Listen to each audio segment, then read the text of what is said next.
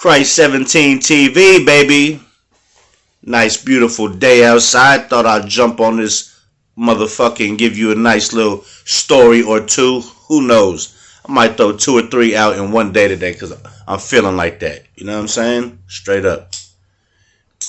You ever had those who have pets? Have you ever had a dog that was just the fucking ultimate dog, like the best dog? Like, I've had dogs my whole life. When I was a kid, my grandmother had a dog. I couldn't tell you what kind of dog it was. I couldn't tell you the name. I was a little kid, like 3 or 4 years old. But I do remember I'm the one who found the dog dead behind the little chair. And I was trying to play with the dog, and the dog wouldn't move. And I'm like, Grandma, the dog don't want to play. And she came, and she was like, because the dog is dead. I didn't know. Started crying. I was sad. That's the first time I ever seen, like, something die. You know what I'm saying? That wasn't a bug or a bird or some shit. It was the family pet. So I'm going to go back to my favorite dog out of all my dogs, which is Kurupt. It was a pit with a lab mix, or 3/4 of a pit with like a quarter of a lab. But this motherfucker was the ultimate dog, the best dog that I had. I was down at my grandma's house when I came back, moved back from New York. This is in like 95. This is more towards the end. So I was staying with my grandma a lot in Tracy, and my mom, she moved back for like a year. She moved back to San Francisco, back to the TL. That's where that she knew, you know what I'm saying? That's where that she knew still folks and, shit like that. But this kid I know named Carlos, he gave me this dog. It was a little bitty puppy, tiny little thing, probably like, I don't know, maybe 6 weeks, man, if that. So I take her to my grandma, and I'm begging her. She's like, no, you can't have no dog here. But my grandma had a nice house. She had a big backyard, perfect for the dog. So after me begging and begging and pleading and begging my ass off, damn near getting on my knees and praying to her, she said, okay, but the first time you don't clean up the dog shit and you stop feeding the dog and giving it water, the dog has to go. Agreed. Now my brother was staying with me times at my grandma's house in Tracy, or he would go be with my mom in San Francisco. So eventually my mom got a place on Gary Street. Was it Gary and Larkin, between Larkin and Hyde? Yeah, okay, yep. Right across from the cab station. If it's there still, I doubt it, because motherfuckers don't really use cabs like that. But yeah, so end up taking the dog to the TL, and my brother, he was a little dude. He fell in love with the dog off the rip. He really didn't have too many friends because there wasn't too many kids running around the L's. You know what I'm saying? It's San Fran in 96. And that time, I think that my brother was maybe 12. I want to say about 12. So he was at that age where, he could do bad shit or he could still be a kid. So I'm trying to keep him being a kid as long as he could without trying to do some other shit, sell drugs or smoke weed and do, you know what I'm saying? Because I was already doing that shit, and I didn't want him to do the same shit as me at that young of an age. Because I never had no brother that was older, no father, no uncles, nobody. So I was like, I'm not going to let him come down the same path as me because he got somebody now, which is me. Well, forget that part, but, So we bring the dog, and he loves this fucking dog. And this dog starts to go everywhere with him. This actually became his dog. So there's this lady in the building, this older lady who got like 3-4 dogs. And my brother would take the dog downstairs. He would see the lady, and when she was walking her dogs, he would walk the dog with the lady. He started to become real friendly with this older lady. And she was like a vet too, because she would give her dogs all the shots by herself. She wouldn't go to the vet. She knew a lot of things about dogs and taught him a lot of shit. So here he comes now, taking the dog, and this boy is like 12 years old, giving the dog shots now because the lady showed him how to do it. So now he's giving the parvo shots and this shot and that shot. So we taking this dog everywhere, and I'm taking it through the TL. You know what I'm saying? I'm doing my thing, but you know, I got my little dog with me, so motherfuckers want to pet it. Some are scared of it, you know. Motherfuckers love dogs. Some motherfuckers are terrified. That's how it goes. So, anyway, my mother decides to move back to New York. And I wasn't ready to move back yet. So, my brother went with my mom, and I stayed at my grandma's house, but I kept the dog. Because when they were moving, they had nowhere to live, so they didn't know where they was going to take the dog, so I kept the dog. So I started taking the dog to my son's mother's house before she was my BM. She was just my girlfriend. So I'd take it back and forth there, and this dog was so good. I'd be on a bike, and from my grandma's house there was about, I wanted to say maybe probably like 3 miles. 2 miles for sure. And I would be leaving my grandma's house about 9:30, 10 at night. And this dog was trained so good, mostly because of my little bro. He was training that dog like you don't even know, walking it with no leash, all kind of stuff. So now I'm on the bike, and I'm riding the bike all the way across town to my BM house, or to my girlfriend at that time house. And this dog will run on the side of me the whole way. We stop. He would stop, sit down. He wouldn't go in no street or anything. This dog was amazing, man. So after a while, my grandma was getting older, and they were going to sell her house. So I end up moving back to New York, but I end up bringing the dog on the plane. I wasn't going to leave that dog. I was too attached to that dog now. It was like my best friend. So I take it back to New York. I take a California Tenderloin Tracy dog to the South Bronx. And now, this is the one thing about the BX. There's strays in every city, but the Bronx, strays are everywhere. Cats, dogs, and rats and pigeons is what the Bronx is filled with when it comes to fucking animals. It's funny. So, get off the plane, get in a cab, go to where my mom lives at, and it was, at that time, it was 168th and Prospect between Union. We live right in the middle. So when I pulled up at this place, I'm looking like, what the fuck kind of place is this? It looked raggedy. There was all kind of motherfuckers sitting on the porch drinking and smoking, selling drugs, and I'm like, what did I get myself into? Because I never lived in this part of the Bronx. I don't even know nobody in this neighborhood. I take my dog out, so we got the dog, and after like a month, you know, walking the dog, doing this, my brother started taking the dog to Crotona Park, and they be fighting dogs there. So he went over there, and he seen these dogs fight, and this one dog got killed, and they just left the dog there on like the rocks. He came home, was like, man, it's crazy over there. They fighting dogs, and the dog's getting killed, and they was trying to have him fight Kurupt, but he won't fight the dog because that was like our friend. That wasn't some dog that we're gonna go fight, but ended up that dog had to fight. It was the Bronx. It's just like you growing up, motherfuckers gonna, you know. So walking the dog, there was always strays by this fire station that was like 7 blocks down from where we lived at. So we take them. It was more towards like, I think, Freeman. So we used to walk the dog, and these dogs used to come out of nowhere trying to fight with the dog, and we have him on the leash. So dog came and got him, fucked with him.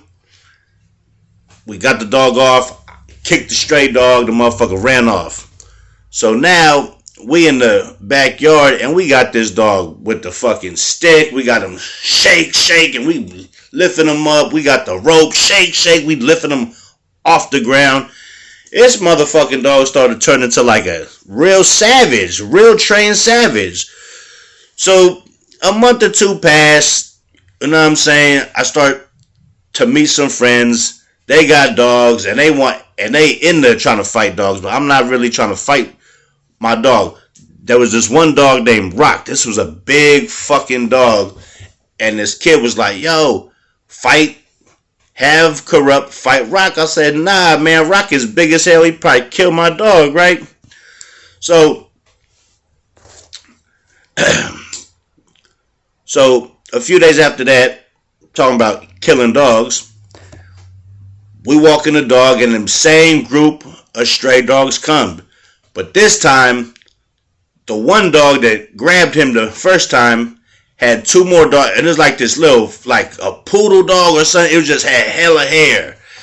And that motherfucker ran up on Rupp. And Rupp grabbed that motherfucker neck, started shaking him. All that you seen was like the little fur. You ever seen a hawk get a bird and there just be feathers flying everywhere? That's how the fur was coming from that dog's fucking neck and fucking ear. He shook this motherfucking dog. All that you hear was crying. And we couldn't get Rupp off that motherfucker. It took a minute. All the other dogs would like run in and run back and run in and run back, but they won't fuck with him. So finally got Rupp off this fucking dog. And this motherfucking dog is bleeding all from its neck. Its ears like hanging off. It was crazy. So we go home and we tell my mom and shit. We like, yo, this dog had a fight. She like, don't be out there fighting a dog, because my mom, she loves animals, and if you fight a dog, if you even hit a fucking cat, she's probably gonna fucking flip on you. So every time the dog fought, I knew not to tell her no more. So anyway, there was a time Kurupt got loose, and somehow he went under this gate, was like where it had cars. It was kind of like a junkyard, right? But he got caught under there, and there were 3 dogs in there, and they fucked him up bad. I mean, he was pretty bad. His hair was all cut. His head was all fucking tore up. He had a big ass thing like this. I had to squeeze out the pus for like 3 days. His shit was swollen on both sides with what they call jellies. That's what we used to call them. You had to squeeze out the pus and just and clean it out every day so the shit don't get infected. So by this time, my son's mother, she had flown out there right after me, got pregnant, and it's been about 6 months, and her mother comes with some guy she was with, right, and picks us up and was taking her daughter back to DC and then back to California. And I had to make a choice, one of the toughest choices in my life. Should I leave my little bro here where it's not a good environment for him at all, leave my mama here, the dude she with is on drugs, it's not safe for all 3 of them here, or let her drive away with my son and repeat the cycle of not being in my kid's life, because I don't know my dad till I was a grown man. So my little brother didn't know his dad, and I really wasn't trying to repeat the cycle. So I had about an hour to make that choice, and I just said, you know what, let me go grab the few things I do have, pack this shit up, and I'm gonna go be a father to my child. Because me growing up, it was tough when motherfuckers say, what does your daddy do, and where's your daddy at? Like, I don't have one. I don't know even what he looks like. And that shit used to hurt me deep in my heart growing up as a little kid. And I wouldn't wish that on no kid, man. Getting made fun of. Who's your daddy? This and that. You ain't got a daddy. That shit is foul. And that shit used to bug me. So I told myself when I was young, I said, if I ever have a kid, I'm not going to be like that. Because that shit is the worst feeling in the world. Nobody to play catch with. I was playing catch by myself, throwing the ball against the wall of my glove. That's how I played catch. So I made that choice, and the only thing is too is I couldn't take the fucking dog. I couldn't take Kurupt, and that shit bothered me because I didn't want to leave him there because he wasn't really. I mean, my brother would take care of him, but everybody else I wasn't quite sure.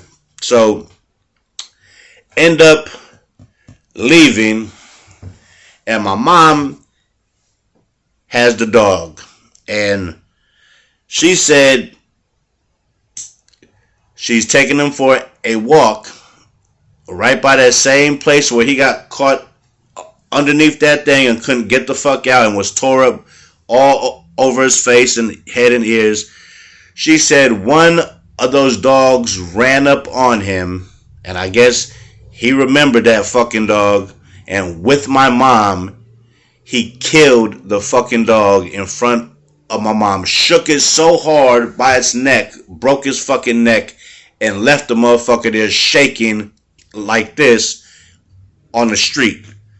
My mom instantly called me and said, you remember that place where he got stuck in there and them 3 dogs attacked him real good?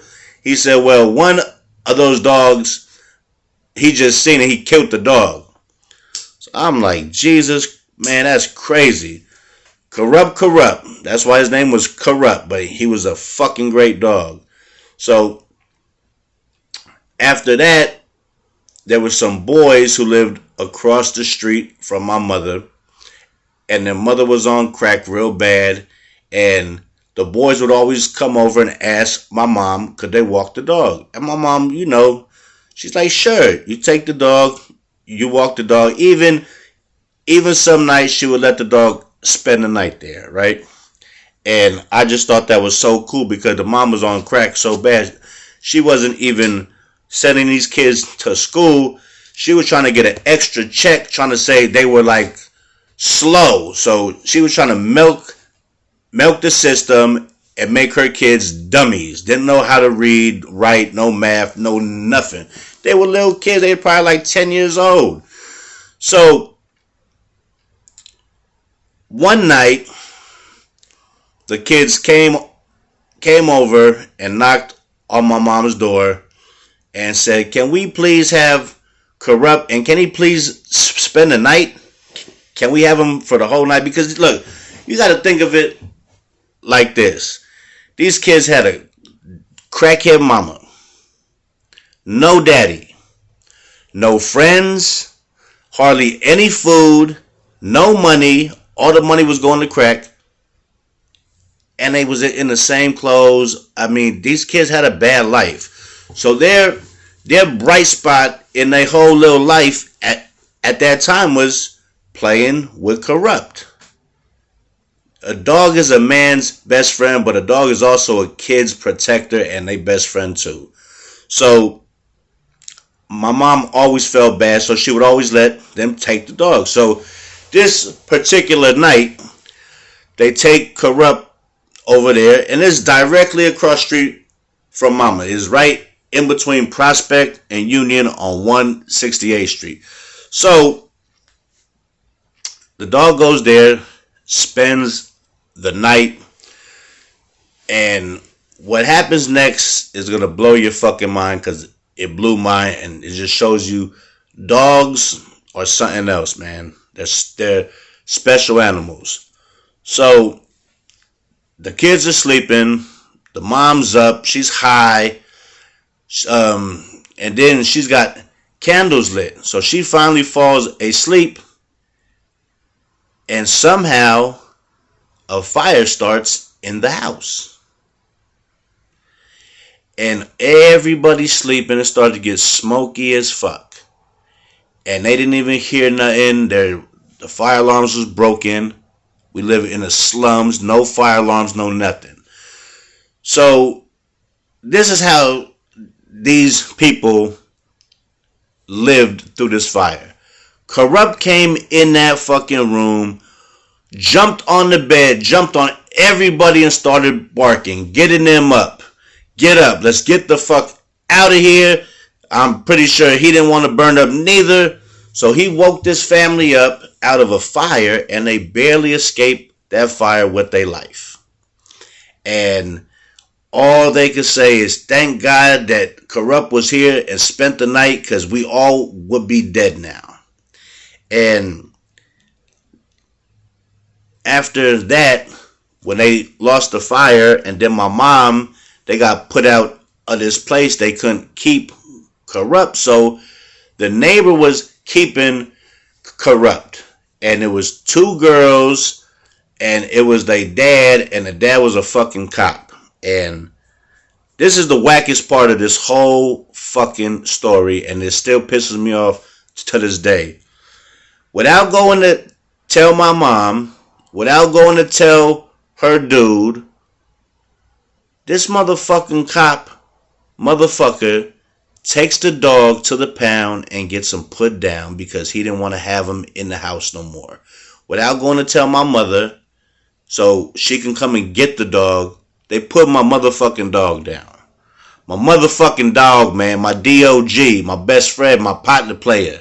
You know what I'm saying? And that was tough. It was like I lost a real close friend. Because in actuality, he was my close friend. He was my DO motherfucking G. And with that being said, man, dog is a man's best friend. And dogs are a special motherfucking animal. And that Kurupt dog saved the whole family's life. And maybe one day, them two boys will see this, leave me a comment, leave me a way to get in contact with them, because I would love to see them boys today. This is Christ 17 TV, baby, and I'm checking out. I just had to drop a jewel on you, some old school stuff. It ain't always got to be about people. Sometimes you find animals and pets that become your family, your friends, and become a big part of your life. So with that being said, everybody who got a dog, this one's for you, player. Christ 17, checking out. Catch you on the flip side, man. Eat your heart out, pimpin'.